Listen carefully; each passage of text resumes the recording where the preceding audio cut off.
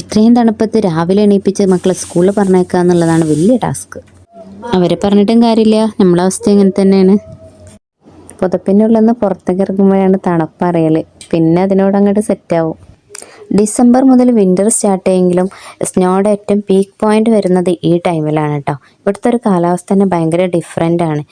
ഇടയ്ക്കിടയ്ക്ക് വരുന്ന സ്നോകൾ തന്നെ പല പല ടെക്സ്ചറിലായിട്ടായിരിക്കും പെയ്യുന്നുണ്ടാവുക. സ്കൂളിൽ പോകണം വരുന്ന കുട്ടികൾ നടന്നിട്ടായതുകൊണ്ട് നടക്കുന്ന വഴികളെല്ലാം സ്നോ മൂടി കിടക്കുകയാണ്. അതുകൊണ്ട് ഇന്നെന്തായാലും സ്കൂളിനൊക്കെ ലീവ് തന്നിട്ടുണ്ട്. സ്നോ വീണ് കഴിഞ്ഞാൽ എന്താണെന്ന് വെച്ചാൽ നമ്മൾ വേഗം തന്നെ ക്ലീനാക്കി തുടങ്ങണം.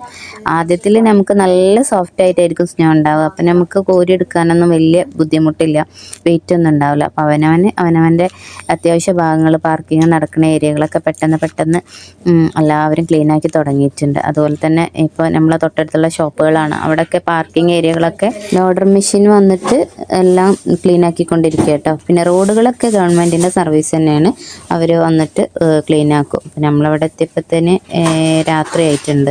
പിന്നെ നിങ്ങൾക്ക് തോന്നുന്നുണ്ടോ ഈ മഞ്ഞെല്ലാം കൂടി ഇവിടെ നിറഞ്ഞത് മെൽറ്റ് ആയിട്ടുണ്ടെങ്കിൽ ഇവിടെ മൊത്തം വെള്ളപ്പൊക്കം ആവില്ലേന്ന്? അങ്ങനെ ഇല്ല കേട്ടോ. അവിടെ നല്ല സെറ്റപ്പിൽ തന്നെയാണ് ഇതെല്ലാം റോഡുകൾ ഉണ്ടാക്കിയിട്ടുള്ളത്. കാരണം ഒരു സൈഡിൽ മൊത്തമായിട്ട് ഇവിടെ എല്ലാ വീടുകളാണെങ്കിലും എല്ലായിടത്തും ഡ്രൈനേജുകളുണ്ട്. അപ്പോൾ അത് മെൽറ്റായി അങ്ങനെ പോയിക്കോളും എപ്പോഴും. പിന്നെ അപ്പുറത്തെ സൈഡിൽ തന്നെ വലിയ തോടുണ്ട്. അപ്പോൾ അതിലേക്കാണ് സാധാരണ ഇത് എടുത്തിടാറുള്ളത്. പിന്നെ നല്ല ഉള്ളത് കൊണ്ട് ലോറി വന്നിട്ട് അതിൽ കയറ്റി കൊണ്ടുപോവാണ്. ഇത് അവർ മെൽറ്റ് ചെയ്തിട്ട് ഓയിലേക്ക് ഒഴുക്കുമെന്നാണ് പറയുന്നത് കേട്ടോ. അപ്പോൾ ഇത്രയൊക്കെ ഫെസിലിറ്റീസ് ഉള്ളത് കൊണ്ട് തന്നെ നമുക്ക് വലിയ ബുദ്ധിമുട്ടുകളൊന്നുമില്ല, അൽഹംദുലില്ലാ.